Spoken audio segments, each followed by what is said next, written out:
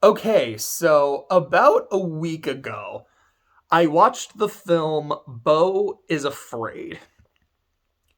Normally, after I watch a movie, since I've been making videos, I try to talk about a movie a couple days or so after I watch it. Be like, all right, I watched it, I slept on it, here are my thoughts on it, I liked it, or I thought it was okay, whatever, whatever. Excuse me. There's two reasons why I've waited about a week to do this video. One is just convenience and timing. I had a lot of kind of shit I was doing the other few days, so it didn't really work. The other reason is I really wasn't sure what to think of it. And if I'm being honest, I still don't. Um, one thing I will go ahead and say is what I try to do when I do a video about a movie that's still in theaters is I will divide the video into three sections. Section number one is no spoilers. This is just me giving overall overview kind of thoughts on the movie. Like, what did I think of it in general? Did I enjoy it? Like, what did I think of the acting? Stuff like that. Second part will be mild spoilers where I go into like specific set pieces without giving away the ending or the climax. And then the third and final part will be full spoilers. So here's the climax of the movie. Here's any major twists. Blah, blah, blah, blah, blah. So we are right now in the non-spoiler section. There were points watching the movie where I genuinely thought to myself, this is one of the most unpleasant films I have ever had the displeasure of watching. If I was not watching this movie with a group of like 5 other people, and I was not my ride home, I might have walked out by now because this is not clicking. The movie's barely started and it's 3 hours long and it's just not doing it for me. Like the first act of the movie in particular, I remember being incredibly loud.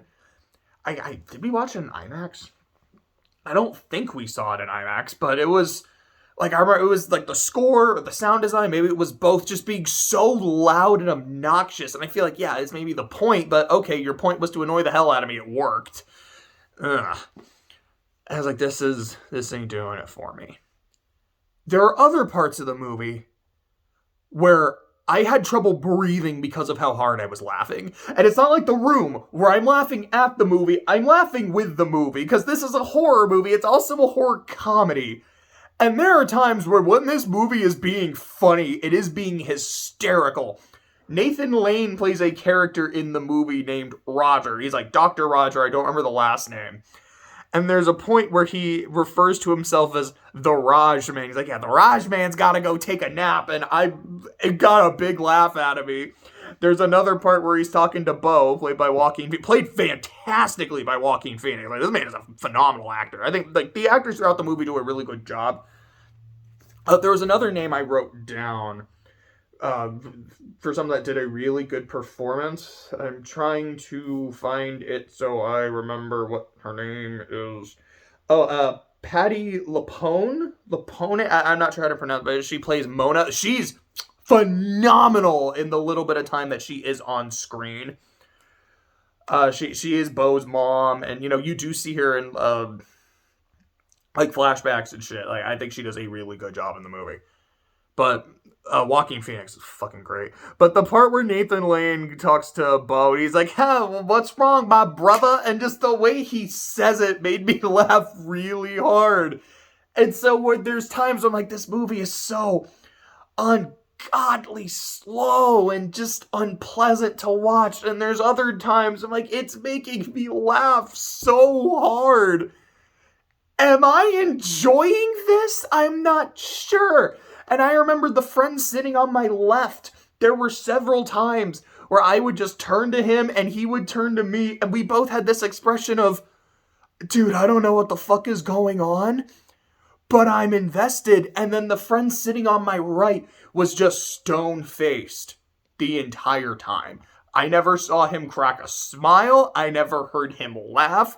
And I know he is another big movie buff. Like, he's very quiet when he watches movies, to really get into them. I'm like, he is either so into this movie, he is just like, I'm invested, or he is having none of it.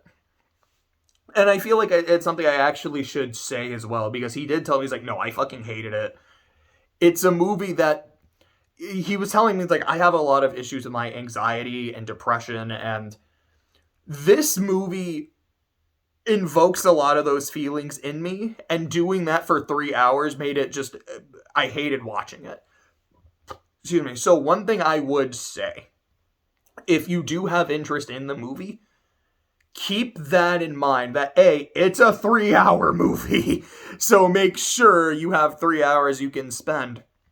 But if you are someone that does have issues with anxiety or depression, and you don't like subject matter that handles those topics, this may not be a movie for you. Now, I mean, to be fair, you can be someone that has those kinds of issues, but you don't mind watching media with that, and if so, that's great. Again, it's still a movie where I would say watch at your own discretion, because it's not a movie I think I can recommend. But it's, like I said, I don't really know what I think of this movie. I'll put it like this. If you've seen the trailers and you're like, this seems kind of interesting, and you can deal with a movie about anxiety and depression, and you got 3 hours to kill, go see it. If you've seen the trailers and you think, no, if the idea of a 3 hour movie does not appeal to you, if a movie about anxiety and depression does not appeal to you, avoid this movie like the fucking plague. I would not say I liked it, but I would say genuinely dead ass, I'm very, very glad I saw it, and I had the chance to watch it. I feel like it is well made, like it's well directed. I think it is very well acted. It can be really fucking funny. It can also drag, though. I think those are just kind of my overall things to say to it. That's pretty much it, without talking about plot at all. And I feel like to talk about plot at all, I have to just go into mild spoilers. So here's the mild spoiler warning. 5, 4, 3, 2, 1. Okay, now we're going to start talking about the plot of the movie. So the movie starts. The first set piece is Beau's apartment complex. I'll call it the apartment. I'll call it the slums, because it doesn't look like it's a very nice part of town. So I'll call it both of those. So it starts with him at a therapy session. He's talking to his therapist. His therapist in his notes just writes guilty. And then it's like, okay, like I can see that. Like, I guess that's one of the themes of the movie, is that, this is a guy who has a very guilty conscience, in addition to being, very afraid and intimidated by everything. Got it. The therapist recommends him some pills and says, take these with water. Make sure every time you take them with water. So as you can guess, there's a point pretty early on in the movie where he takes it and does not take them with water, which is not his fault. It is literally the water in his apartment goes out as he's trying to do it, and he has a freak out. And it's from that point onward where I genuinely don't know if everything in the movie is actually happening or not. Even the things before that, maybe they're happening, maybe they're not. Like, I don't think Beau is fully sane. It's one of the... I'll put it to you like this. Either this man is fully lucid, and everything and everyone around him is just weird, nutty, and off, or he's fucking crazy. And I don't know if those are mutually exclusive, especially because of how early he takes the pills. Or like how early he takes them without water. Like at that point onward, like I said to myself, I trust nothing going on in the movie. And that's, I don't know, maybe 10, 15 minutes in of a 3-hour film. I remember, this might not mean anything to you, depending on if you've seen the film Perfect Blue, but I remember thinking to myself a few times watching, it's like, this is like a 3-hour version of Perfect Blue, if Perfect Blue wasn't grounded in reality. And I never thought I would look at another movie and think, man, Perfect Blue is grounded in reality compared to this. But I thought that to myself several times while watching Beau. To maybe give you an idea of the kind of movie you're about to be watching. But Beau was supposed to go see his mom, and he ends up like getting robbed, and so he's not able to go see his mom. His mom gets really upset. The next day, he calls his mom. She doesn't answer. He calls again, and the like post office guy picks up, but voiced by Bill Hader, who I didn't catch. But then there's a part where you see him later in a news report. I was like, oh, that's Bill Hader. I just didn't recognize his voice. Might be. And he tells Beau that there's a woman here that may or may not be your mom. I don't know because she doesn't have a head. A chandelier fell on her head, and her head and face are gone. And maybe I'm a terrible person with a sick sense of humor, but I found that hilarious. Just how over the top batshit her death was. It wasn't like, oh yeah, like she got sick, she got a heart attack. Like, again, that's the kind of... I have no idea if how much of this movie is real. Like, did his mom actually die and it wasn't that fucked up? Or, no. He's so crazy and racked by guilt of not going to see his mom that he has now hallucinated a universe where his mom not only died, but got her head exploded by a chandelier falling. Like, what the that's so insane, I can't help but kind of giggle. Now, the scene, I think, is actually very well done, and, like, the acting on both Phoenix and Hader just through the phone, it's very intense. Like, it's not a funny scene, but the idea to me is so batshit crazy. Like I said, I can't help but find it funny. There's a report on the news of a naked guy who's crazy walking around with a knife that goes around stabbing people. Not super funny, but the fact that they call him the birthday boy stabber is really funny to me. You also see him, and then you just get... Oh yeah, that's probably something I should have said in the non-spoiler section, but, like, you do see full nudity in this movie. Like, you see, like, the birthday boy stabber, you see his full dick. There's a part where Joaquin Phoenix goes... Or I should just call him Beau. I'm probably going to call him either Beau or Phoenix throughout the movie. There's a part where Beau goes into the bath in this first set piece. I don't remember if I saw his penis. I think I saw his balls, and his balls were, like, really big, which put a pin in that. Weirdly enough. And then there's just a dude on his ceiling looking down on him, and it's this really... And here's the thing. It's not even, like, played as super creepy. Like, it is, but it's more just funny and how fucking weird it is. There's this dude just up there looking at him, and it's not like a, I'm gonna get ya, and more just a, yeah, I'm just kind of up here, I hope I don't fall, as naked Beau is just staring at him. It's so weird. Then Beau ends up running out of the house naked. I think at that point you do see his dick. I could be wrong. I just remember the birthday boy strangler, and as he's running around, he gets accosted by a cop. He runs from the cop, and then he gets fucking hit by a car. Actually, no, I think the birthday boy strangler... The birthday boy stabber... Can't help but laugh at that name. Like, he stabs Beau a few times, Beau escapes, and then he gets fucking hit by a truck.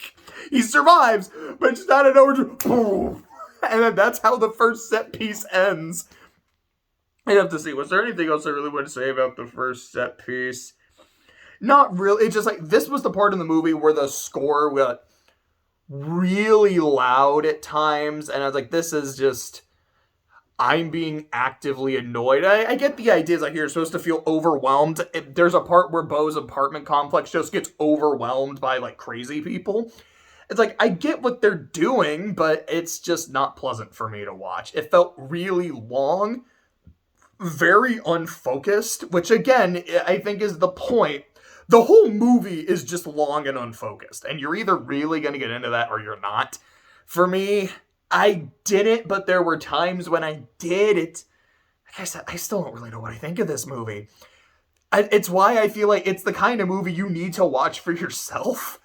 But if you don't want to, I fully understand why. And it's like, even though I don't really like it, I'm really glad I experienced it. And as we'll move on to the next set piece, which this is the one where he gets So the people that hit him, one of them is a surgeon. That's Nathan Lane, the Rog-man. And then there's his wife. I don't remember if his wife was also a doctor.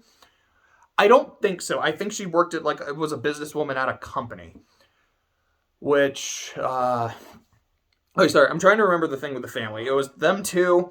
They had a son, but the son had died. He died in a war. I don't remember specifically, like, Iraq or something, but it was maybe like Afghanistan. A teenage daughter named Tony. And there was a war veteran that was living with them named Jeeves.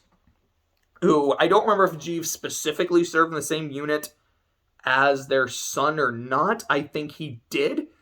They were taking care of him. Like, he lived there. They gave him his medicine whenever his PTSD was acting up. And I feel like this is one of the parts of the movie that's very open to return. I mean, the whole fucking movie is. But for me, it was like, are they taking care of him out of the genuine kindness in their hearts? Like, yeah, like, our son was a vet.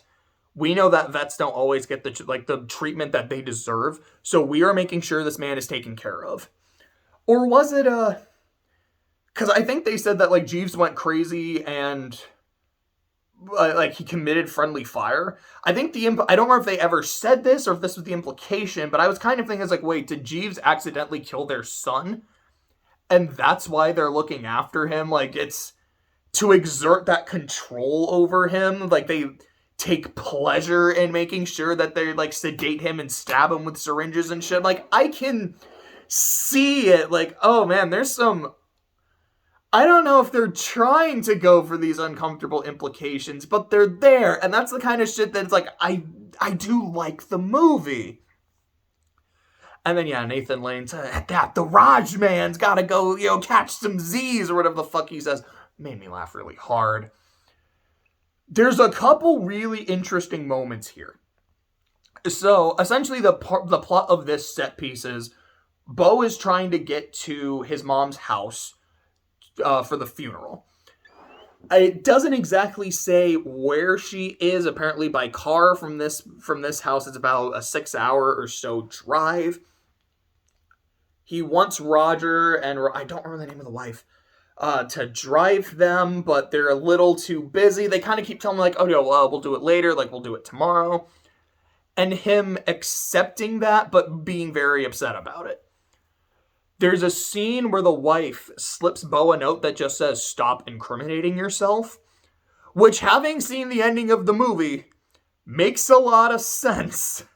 Like, we'll talk about that when we get to the full spoilers, but it's one of those, like, okay, this is, knowing where the movie is going, this is a very important moment. Not knowing where it's going, it is just more of what delusional shit is going on.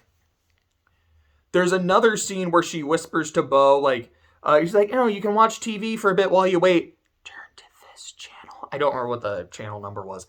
And he does, and it's just of him in the room. Like, there's something recording and live broadcasting it, and he fast forwards it.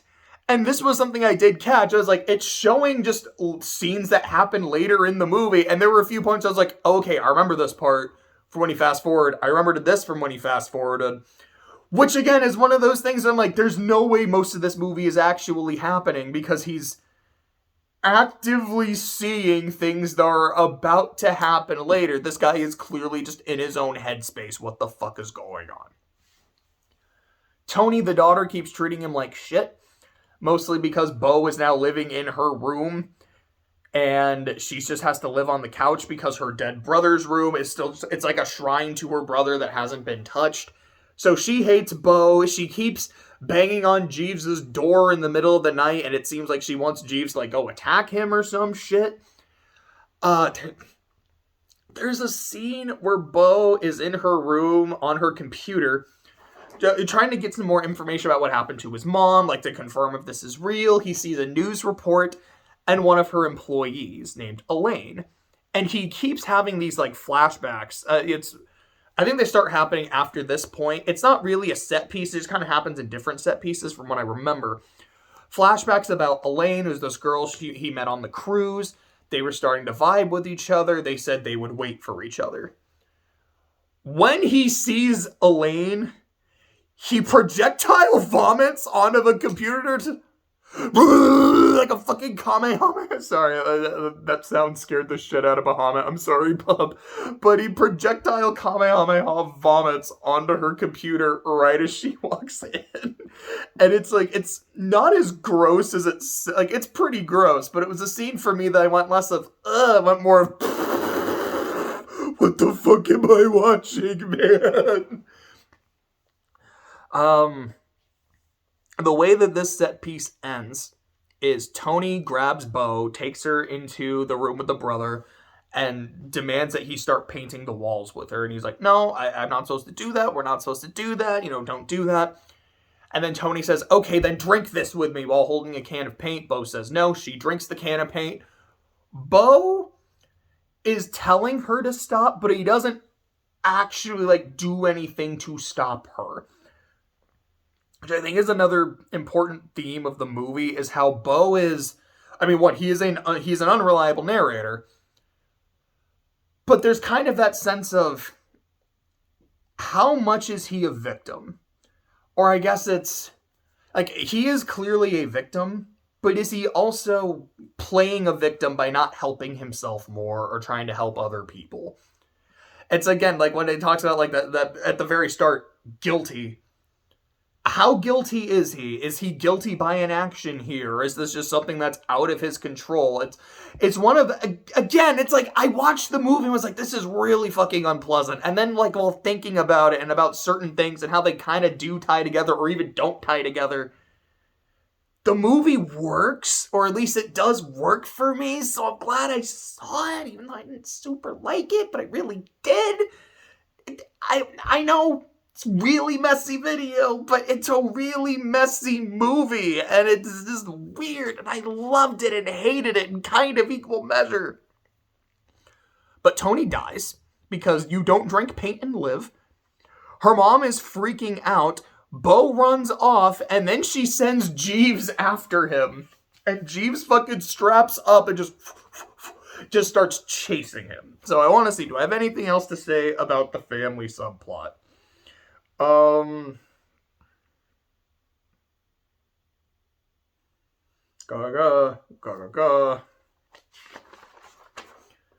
Okay, the only other thing to say was just another joke that made me laugh is Beau is on the phone with his mom's lawyer, who is telling him, you need to get here as soon as possible, like, we're not having the funeral without you. And as Beau is just, like, sitting there in the courtyard, excuse me, like, in the backyard, on the phone, Jeeves is just like here's Beau. Jeeves is just slowly creeping around him and then just, like, runs off. And it was just funny to watch, like, this dude having a conversation as someone's just sneaking up on him, not to scare him, just doing his own shit. And I just laughed. It really did. The next big set piece is the play. I would say this is the penultimate set piece. You can, like, to me, there's 4. I can see the argument that there's 5. I guess 6 if you also include, like, all the flashbacks, which to me, they're kind of, like, scattered throughout the movie. To me, 4 and 5 are kind of the same set piece, and that's the full spoiler, so we will get to that in a bit. But the next one is the play, where Beau meets a bunch of traveling performers. They're chilling out in the woods. There's this pregnant woman. They develop a little bit of a friendship. And they're doing this performance, and then Beau sees himself in the lead role and going through something that's very similar to his life, while also very different at the same time. And there's a lot of animation, and Joaquin Phoenix is just being digitally aged up as it's going on. And there's this line where it's like, you will have a wife, and she will be pregnant because you have had sex with her. And that little bit of on-the-nose narration made me laugh really hard. I can't say the play was the time I was most engaged in the movie, because that would be full spoiler stuff. But it was close. Like, I was really invested in what was happening. I'm like, okay, that's really similar to Beau's life. I can kind of see that where it's like, oh yeah, you will be accused of something you didn't do. Okay, the thing with Tony, they will send their hound after you. Yeah, Jeeves is after him, but then they're talking about how he has like these 3 kids and shit. I'm like, well, Beau doesn't have that, but like he's a virgin. Like they've gone into that. There's this recurring thing of Beau's father died when Beau was conceived. Like he released, to use the most G-rated phrase I can think of. And in that moment, he died. And apparently the same happened to Beau's grandfather. And Mona, which is his mom, is like, made sure he knows, like, you need to be careful. Like, don't be having sex, son, because you'll die like your dad. And that's why he's like, wait. And that's kind of why they do that over narration. Like, because you had sex with her. Like, look, you can do it. You can have kids. And there's a part at the end of the play where old Beau is reunited with his kids and he talks about how he can't have sex. They're like, but then where did we come from? And then he just has no idea. He has no answer. And it's, again, I keep saying this, like, it's weird and I was into it and it made no sense and I kind of dug it and didn't dig it at the same time. I'm trying to say, like, is there anything else I really wanted to say about, like, it's just... I think it's a really interesting scene. I like the parallels to his life, but how it's not just kind of a one-for-one. At least that's what I got out of it. Yeah, so there's the only thing after that is kind of when he comes back to being himself in the audience. Someone goes up to him and says, like, oh yeah, I knew your father. I hope he's doing okay. To which Beau's like, what are you talking about? My dad died the night I was conceived. And the guy gets kind of scared, runs off, and then it explodes. And then Jeeves shows up and starts killing the actors and the people in attendance, and Beau manages to escape. And then he's able to hitchhike to his mother's. Now we go into full spoilers, so I will give a countdown. 5, 4, 3, 2, 1. Full spoilers. So, the funeral has already happened. They did not wait for Beau. There's very few people left at the house. Beau's just kind of relaxing, walking around. He sees the body when there's just like a fucking towel over where the head should be, which made me giggle again. He sees a wall of his mom's employees, and you realize that almost everyone he's interacted with, possibly even, like, the person I noticed was Elaine, because that's who they focused on, but apparently Roger is on there. I think Roger's wife was on there. I don't know if... Excuse me. I don't know if the people in the apartment complex were on there. I don't know if the people at the play were on there as well, but apparently it's like, no, it's like everyone that he's been interacting with worked for his mother. Then Elaine comes to kind of pay her last respects. And I guess they kind of bum money off his mom. They recognize each other, and then they go up to his mom's room and have sex. And when they have sex, so this is like, you do get some full frontal nudity from Elaine, so you get some booba in the movie, and then you also get some dongo in the movie. Dongo! I was just trying to say like a dong or a dongle, and it came out as dongo, and oh no, I'll never be able to eat dongo again. Regardless, so Elaine gets on top of him, like starts writing him, and then she's kind of like, wait, I gotta get in the mood, so she plays her song, which I recognized immediately as Always Be My Baby from Mariah Carey. Which is a song I unironically really like, and I was laughing so hard. Like, as soon as I recognized it, I remember my immediate reaction. I remember, like, covering my mouth and turning my head and trying to constrain my laughter. And as Beau is freaking out, because not only has he never had sex, he's terrified he's about to die if he finishes, and she's just going for it, and he's like, stop, wait, and then she's like, wait, like, no, you're right, I gotta restart it, so she restarts the song, which restarted my laughter, and then they have sex as Beau is freaking the fuck out, and then he finishes, he releases, to use the G-rated term I used earlier, and he has that moment of, oh my God. I didn't die. I survived the moment. Elaine! And she's dead. She is like mid-climax fucking dying.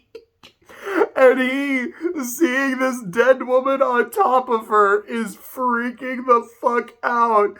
And like I say, this movie is fucking bonkers. It is insane. It's like, what the fuck am I watching? But I'm giggling like a moron because of how stupid and crazy this is. And then his mom shows up. So I said something earlier that was intentionally misleading, where I praised the actress who played his mom and said she does a good job playing her in the flashbacks. That is not true. I believe it is a different actress that plays her in the flashbacks who also does a good job. But, I don't remember the name. I think it was Lupita? The name, whatever the name, I don't want to look through the notes again. Whatever her name was, only plays the mom, I believe, from this point onwards. And she kills it. She does such a good job. But Beau encounters his mom, who reveals that she faked her death. And Beau, as soon as he saw the body, realized it was a fake body. Or not a fake body, it was a real person, but I thought it was not her body. He's like, I recognize the birthmarks. That was like my Nana. I believe the name was Martha. Why? And so she says, like, no, like, she volunteered. Her family now has enough money to quit their jobs and never work again a day in their life because of what she did. And Mona never really says why. If it's to, like, avoid debt, if it's so she can go off the grid. Unless she said it and I missed it. My understanding is she essentially did this as a test for her son. Like, okay, if I fake my death, will you come to my funeral? Like, how hard will you work to see me off? I have a lot of doubt that you actually love me. So I'm going to give you the chance to prove that you love. Sorry, I'm noticing my hair bouncing a little bit. I do need to get a cut at some point. But, like, I want you to prove that you love me. And if I just ask you to, it's not going to work. But, like, if you think I'm dead and this is your chance to pay your final respects, how will you? And, like, to be honest, Beau, I'm disappointed. And, she goes on this long rant about how she's given him... She kind of goes on a couple, because there's a big thing in the middle, which I'll talk about in a second, because we're in full spoilers. I can talk about whatever the fuck I want. So she brings in his therapist. And like, yeah, we've been working together. Like, I've listened to all of your sessions. Oh, this one's my favorite, by the way. And it's super toxic. It's super controlling and manipulative. And it's so uncomfortable, but in the best possible, well-made way.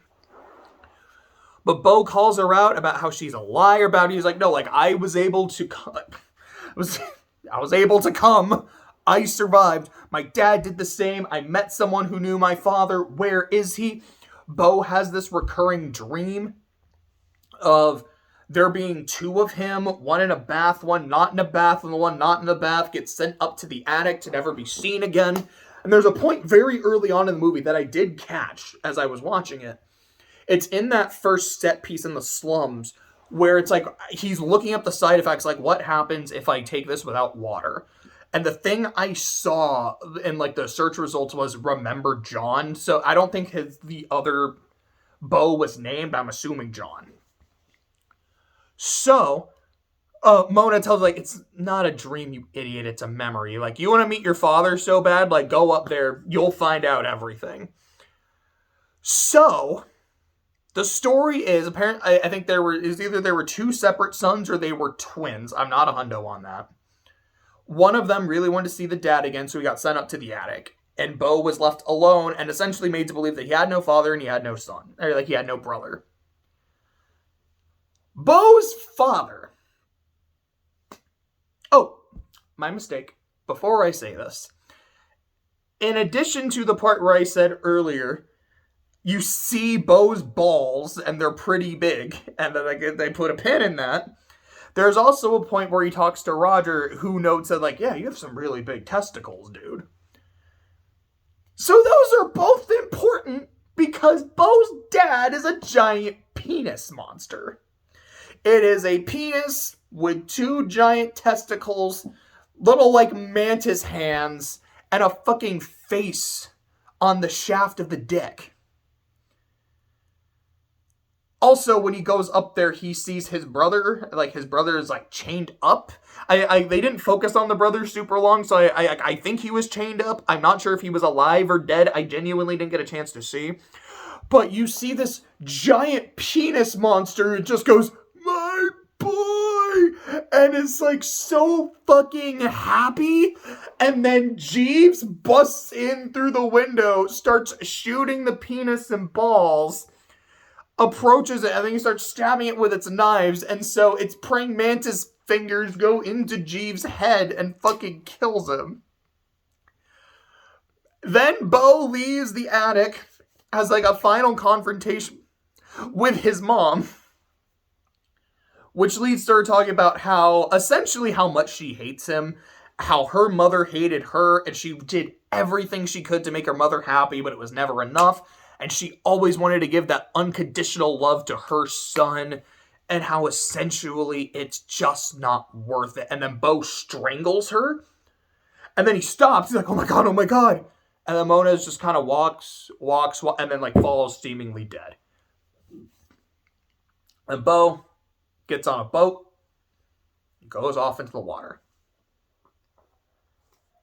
Then you get the final part of the movie, which to me, like, I can see someone saying the house and the trial are separate things. To me, they're all kind of the same. So he goes and he ends up being in this, like, giant coliseum with Mona, her lawyer, and a bunch of other dudes. Like, just random people, I guess her employees. And Beau was put on trial for essentially being a terrible son. Like, look at this situation where Beau watched his mother be scared and, like, terrified of his well-being and his whereabouts, and he sat there and watched how he let a bunch of little shits into the house to, like, violate and steal his mother's underwear so he could be cool. How he got this, like, nice present for his mother and didn't even give it to her. He gave it to some pregnant slut he met in the woods. How, like, the Rog-man, which he doesn't call him that, but how the Rog-man offered to take Beau later that night. And Beau said leaving tomorrow is fine because he doesn't care about his mother. He is guilty.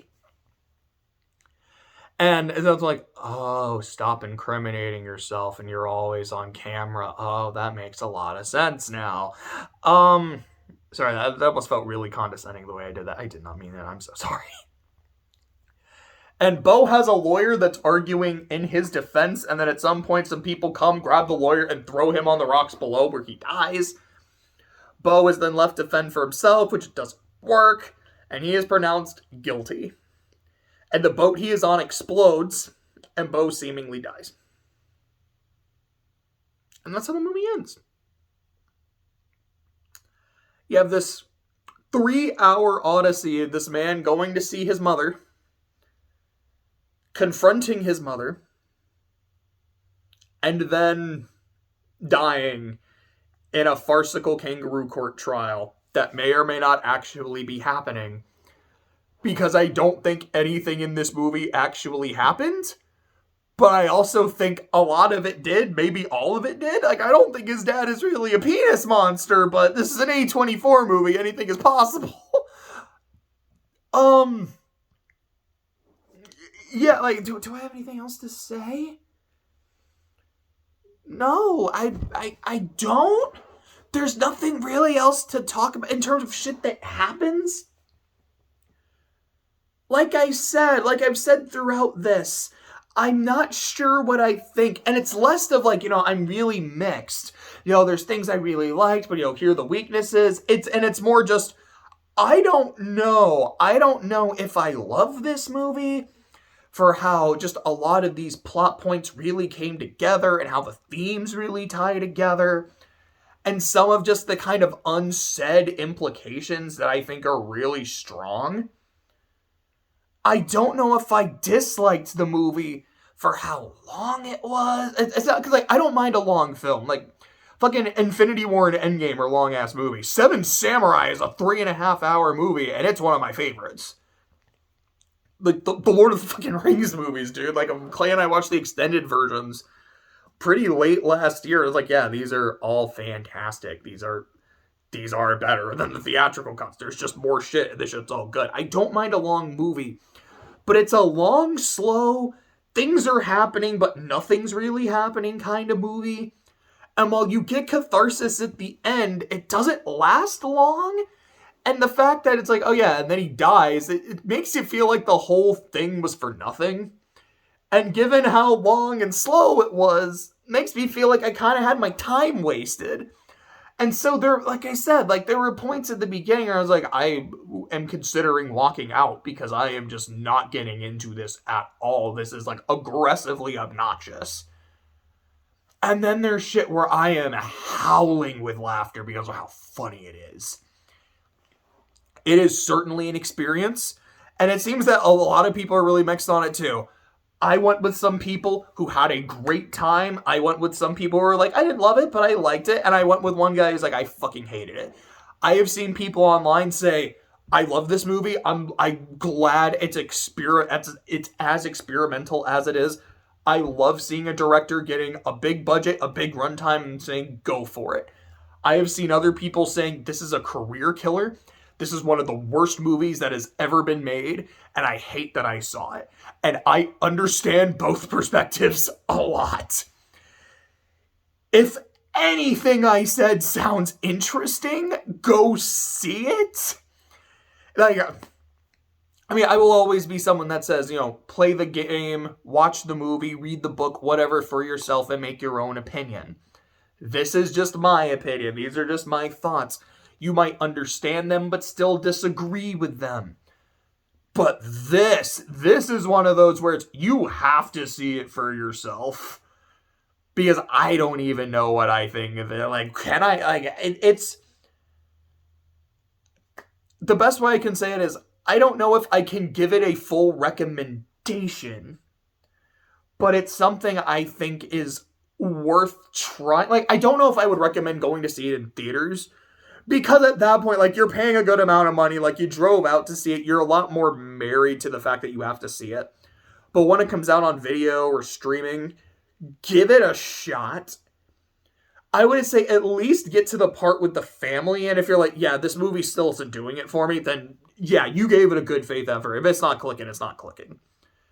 But if it does click, even if just a little, it might be worth sticking around to the end. For better or for worse, I saw it, and I am glad that I did.